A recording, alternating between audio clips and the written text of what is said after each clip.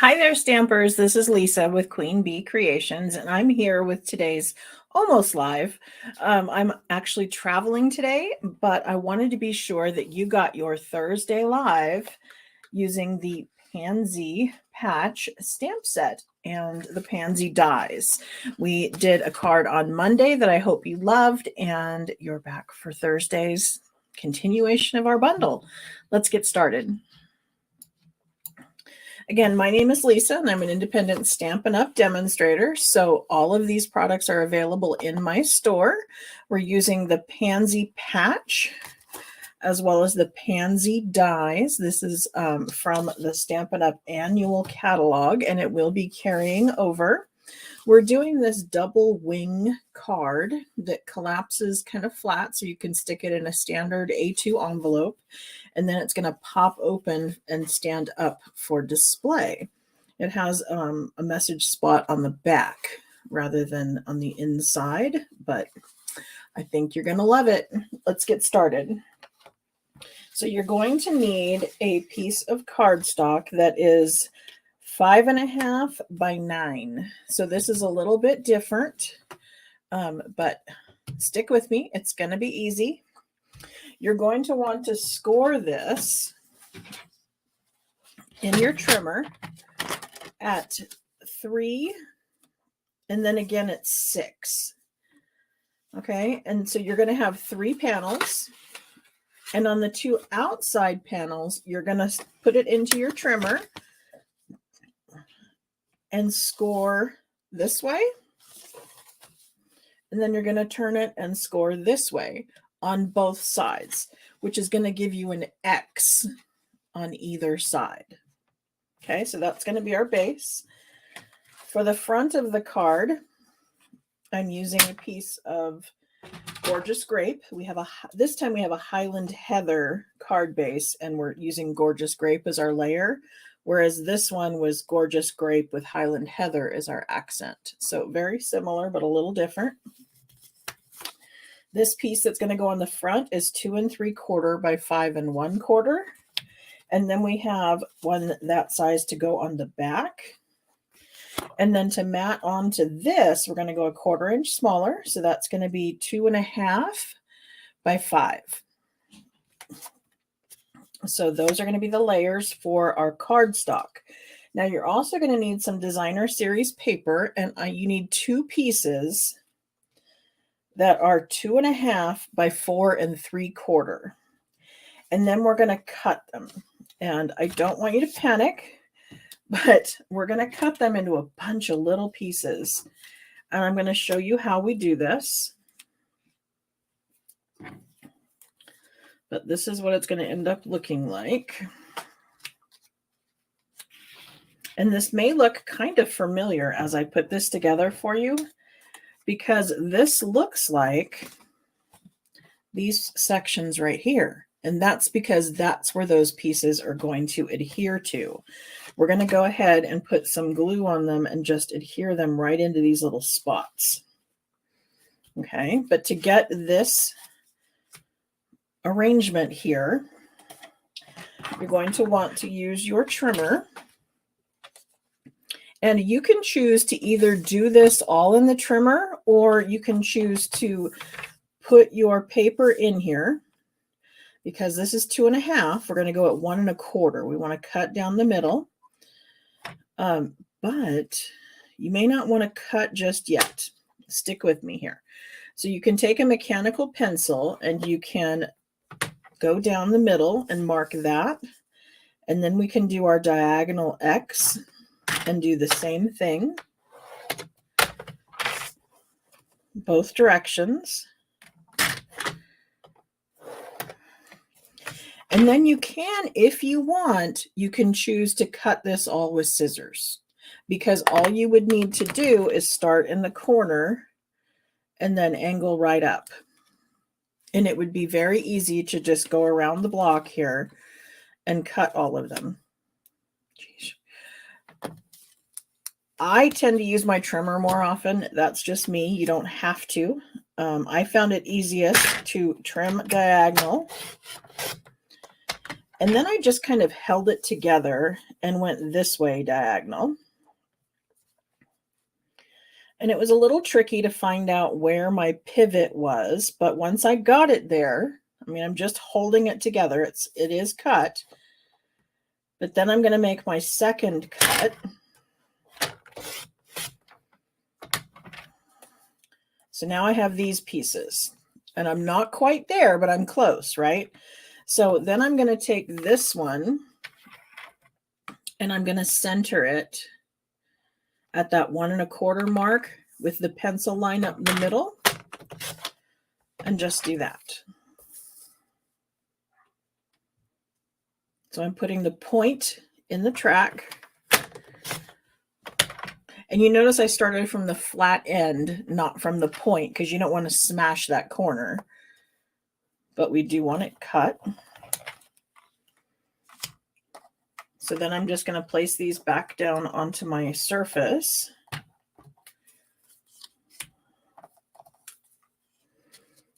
Kind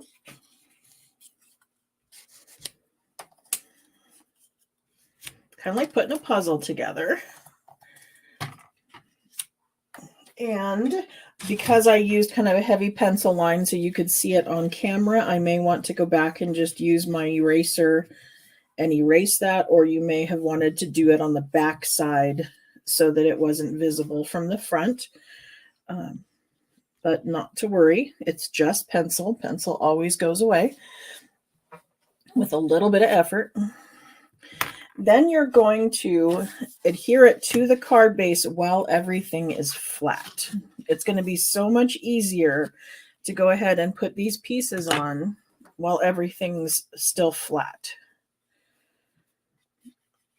And I always use liquid glue on little things like this because there might be some wiggle. You know, I might not get it exactly placed right where I want it. And so the liquid glue allows me to move it around and make sure all of my borders are the same. Oh, and I guess I should have mentioned I also went ahead and burnished all my score lines, but we'll do that again. And I turn the paper around funny just because it's more comfortable for me that way. That's one of the major tricks I can say about when you're crafting is don't feel everything has to sit right side up all the time. Turn it around. When I'm fussy cutting, I'm always turning. When I'm coloring, I'm always turning.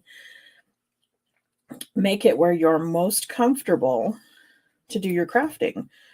And then it's going to be more enjoyable, right? Nobody likes to be uncomfortable. And we forgot one score line. We need to score down the middle. Okay, so remember these were 3-inch panels. So I want to score at 1 1/2. That's going to go straight down the middle. And I'm going to be careful and use my scoring blade, not the cutting blade, or we'll end up cutting half that off. That's not the desirable effect, right?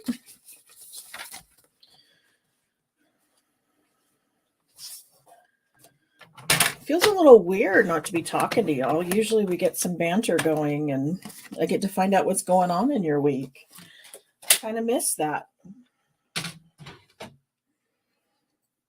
So maybe you need to chat with me anyway. Who knows? I might be on the road in the car watching all the comments.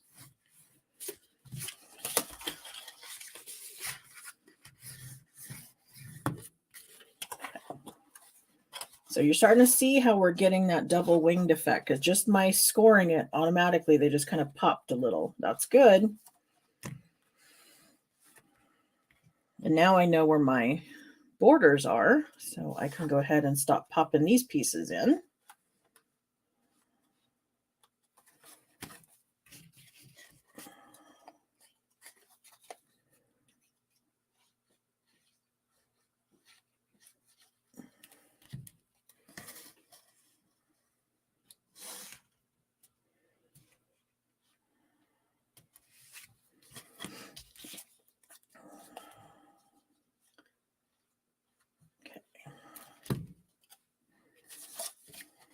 So this designer series paper is our Color Families designer series paper. It's just 2 each of the 10 colors in our color families. And that these are the old color families, because with our 2023 color refresh, things got flipped around a little bit. Some colors went away, some colors came in, and some colors just changed color family, which was a little funny because we always think of certain colors as belonging to either the brights or the subtles or whatever. But sometimes when we add new colors, things look a little different. And so something may move from the brights to the regals or vice versa. And I'm so excited we're getting a baby pink. That was one of my complaints when they did their last color refresh or got rid of those in colors that had the powder pink, was I do a lot of baby cards and we didn't have a baby pink. I mean, the petal pink is pretty, but I think of it more as a peach than a pink. And then Blushing Bride had a little bit of a tan to it. I don't know. I guess I just wanted a true pink. And we're getting one, so I'm so excited.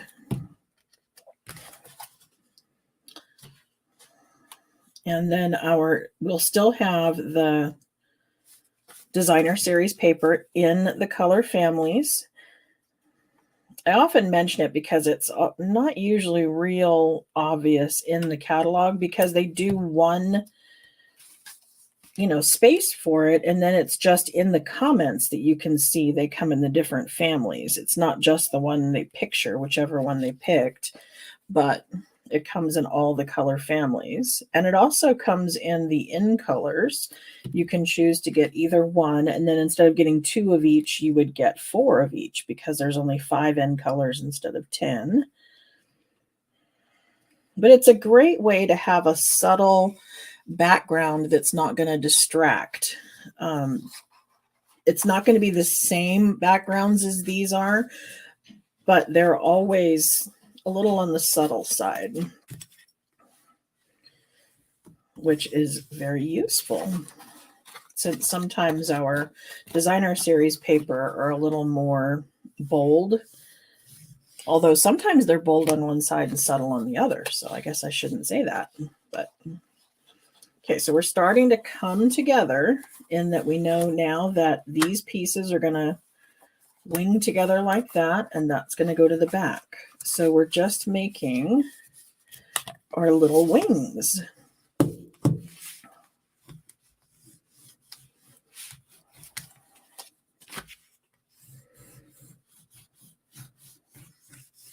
And the bone folder comes in really handy for making sure that we are good and burnished on these diagonal score lines so that it all lays flat to slip into our envelope.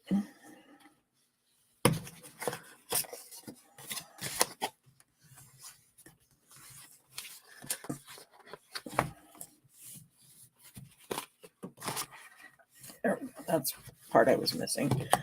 Okay. So what do you think? I know it looks intimidating, but I promise if you just follow along and take deep breaths, it is easy. I promise. And if you have any problems at all whatsoever, always contact me. We can hop on a Zoom or something. I want to make sure that you're successful. That's always my desire with Stampin' Up, is to show you that you can get really wow cards without stressing yourself out. Okay, so now I'm going to put the gorgeous grape on the front, and then we'll get ready to start building our pansy. Now, when I did the pansy on Monday, everybody kind of went, oh my gosh, that's so many pieces. And it is. It's a lot of pieces, but it's a really dramatic effect. So I kind of think it's worth it. We have our base petals, and then we have our accents that are going to go over the top of them. And then we have our leaves that come in 2 parts. I mean, you don't have to use them in 2 parts. You can use either or, but I just think it's really pretty to have those accents on there. And then there's the bud that we have over here. Again, more little pieces. And actually, I'm missing my little yellow piece for the middle, but then there's a yellow dot that goes in the middle. This piece right here. There's a die in our set that cuts 3 of them at once. So this is the center of our flower. And then you have all the pieces. Now, these ones right here are if you decided to stamp it and then you wanted to die cut it out, this will perfectly fit the larger one and the smaller one, and then of course your leaves. So if you're using the stamps, then you could die cut using these. But I decided to use the cardstock. If this is way too many pieces and freaks you out, you can always use your ink. I did this on Monday where I showed where all I did was cut the 3 pieces. And then I just used my sponge daubers and I added some color to the edges and put the rhinestone in the middle. And I think that's just as pretty. You could do white leaves or you could do the green leaves, either way, but you'd still have a gorgeous flower with not quite as much work. But my version of getting rid of the work is to use our adhesive sheets. I love those things. You put this adhesive sheet on the back of your cardstock before you do your die cutting, and then this side peels off, making these things stickers. So then all you have to do is kind of line it up and press down, and presto, it's all ready. Then I'm going to put it together with some glue dots. Again, super easy.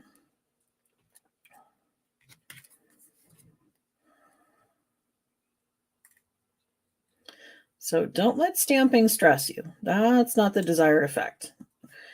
I got into stamping initially because I was scrapbooking. I found Stampin' Up when I needed more letters. I was using those sticker letters. Does anybody remember those from like way back in the day? We had alphabets that were done in a color, and you only got so many E's and so many A's, and we were constantly, cutting apart our other letters, trying to make those vowels or whatever letter we were missing. And someone said to me, why don't you just get a set of rubber stamps and some ink pads and you'll never run out of a color again? And I went, oh, that's genius. And then once I started using Stampin' Up, and they started talking a lot about their color coordination, in that if you get a gorgeous grape, marker, cardstock, ink pad, embellishment, ribbon, whatever, the colors were always going to match. And if I ran out of cardstock and needed to replenish before my project was done, I didn't have to worry about die lots and making sure it matched exactly, because I knew if I picked gorgeous grape and I went back and got more, it was going to match exactly. So that had me hooked. And then I found out that you could complete cards a whole lot faster than you could ever complete a scrapbook, because I'm still scrapbooking stuff from my kids' childhood, despite the like 14 finished albums they have. Because I started scrapbooking, and then my mother and my mother-in-law and everybody started tearing apart their old, they called them magnetic, but the sticky albums that turned all the pictures all yellow. And I got everybody's pictures because they said, oh, you want to do this? Here, have all mine, which is, fun, but I'll never be finished.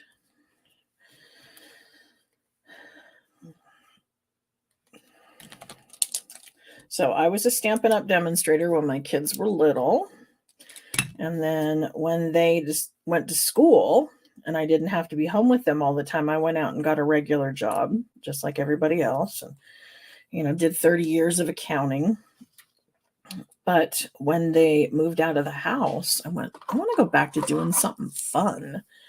So I signed up with Stampin' Up! Again. And this time I've stuck with it. It's been 10 years now.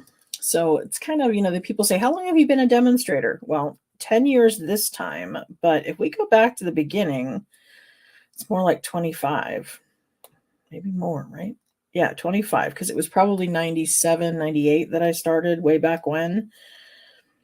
I'd have started in 88 if I knew about it, but I didn't find Stampin' Up until 98, and I was hooked. And it's been my refuge. It's what I use to de-stress. I suffer from depression and anxiety, and I'm on meds and all that good stuff. But I have found that hanging out in my craft room, putting some cards together, and then sending them to people who are, you know, thrilled on the other end to get something I made them is helpful. You know, it boosts my mood. So I like to show how we can do that for others. And if people start making a card and it's freaking them out and they're getting all stressed, that's not the desired result. So I teach you how to do it without all the stress. Because if you're crafting and it's stressful, you're just doing it wrong. Okay, so now I need my back pieces, and I want to make sure I'm using the right one because the bigger piece is the back. This is going to be the front. And so this is going to be my backing to the flower. And I can either leave it as it is, or I can sponge the clouds on the background. I'm sure you've all seen how I do that, where I've used the basic borders dies and created a cloud stencil, and then I used the blending brushes over the top of it and create a cloud background. For a while, I was doing that on absolutely everything because it's just so cool. Now, this you can choose to put on with dimensionals or with a just liquid glue or your Stampin' Seal. I chose to do it flat because I don't like paying extra postage, and because the fold is making my card a little thicker to begin with. I don't want to make it even thicker yet with a layer of dimensionals. That's just me. If you're going to be giving it to someone and not mailing it, absolutely put some dimensionals on it. They give a really cool effect.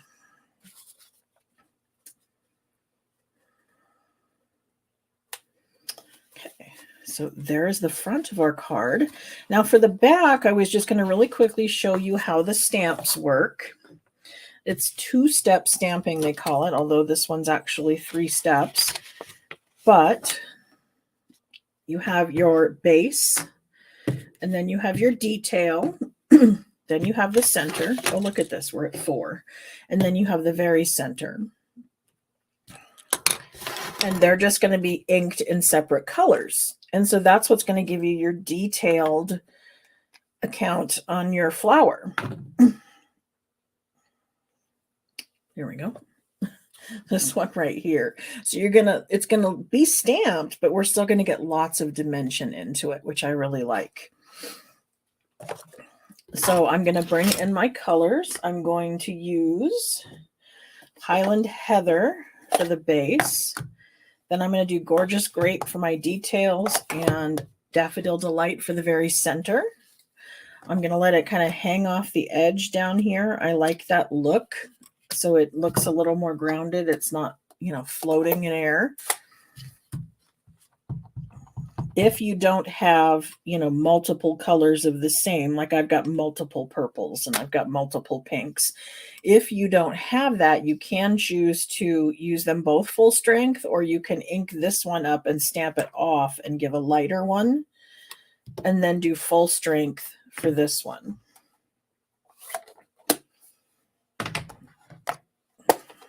That will give you kind of the 2 tones you're looking for without having to have the actual 2 ink pads.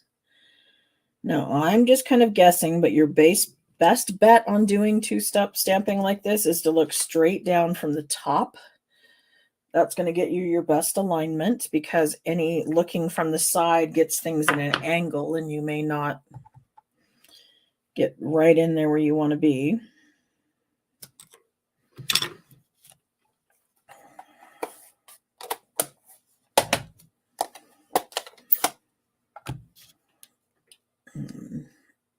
This little tiny one's going to go right there. And that's why these stamps are clear. These are our photopolymer stamps.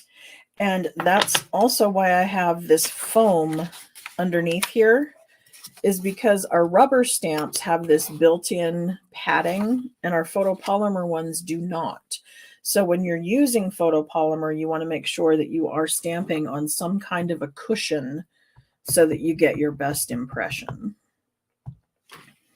I prefer the red rubber stamps, probably because I'm just old school. But for layering like this, they kind of need to be clear.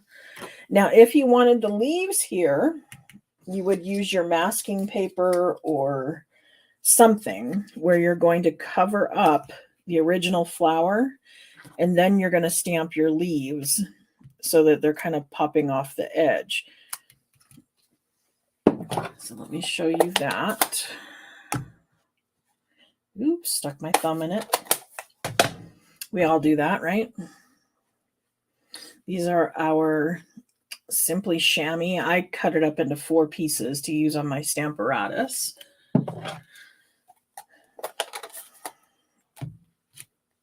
So I'm going to start with my lighter color on the bottom. I'm going to stamp off like that. Then I'm going to use the darker one. Layer this over the top.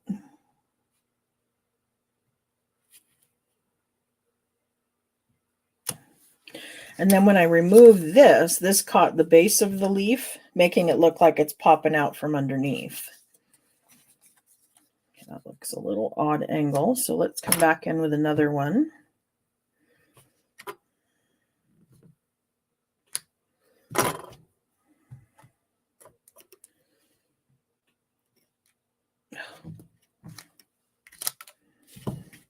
I'm not quite aligned on that second one, but there you go. There's your multiple step flower.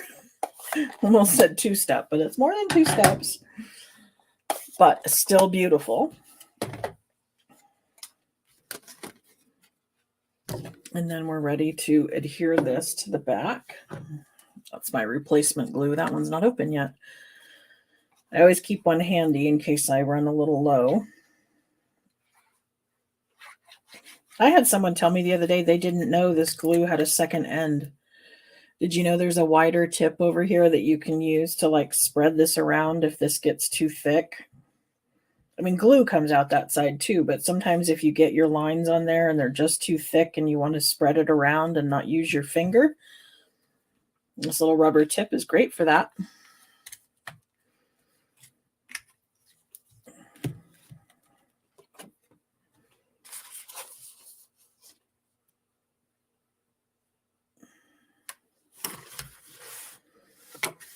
There we go. There is our finished card with our Highland Heather base and with our gorgeous grape base.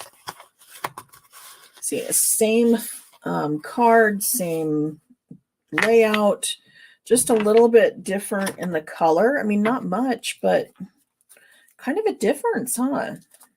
It's surprising how just this slight little change kind of made a big difference. This one's just a little softer.